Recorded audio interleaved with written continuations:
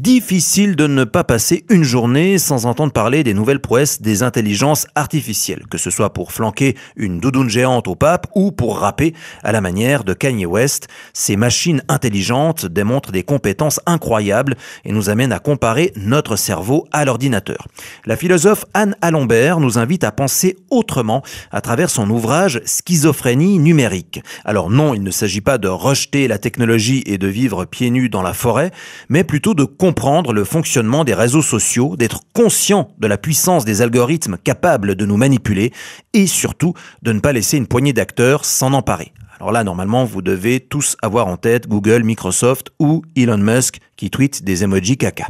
Dans son livre Schizophrénie numérique, Anne Alembert nous rappelle que les progrès de ces machines intelligentes semblent coïncider avec la destruction progressive de notre faculté à penser. Tout est perdu?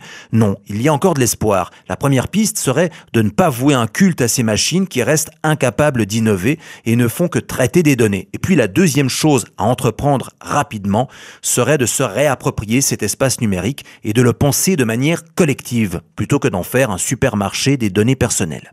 Je termine avec cette citation d'Anne Alembert qui claque comme un coup de savate de Walker Texas Ranger dans la tronche.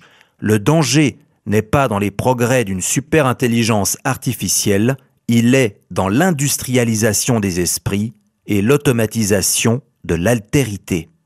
Oui, ça donne à réfléchir. Vous avez 4 heures, après je ramasse les copies. Schizophrénie numérique d'Anne Alembert, c'est aux éditions Alia.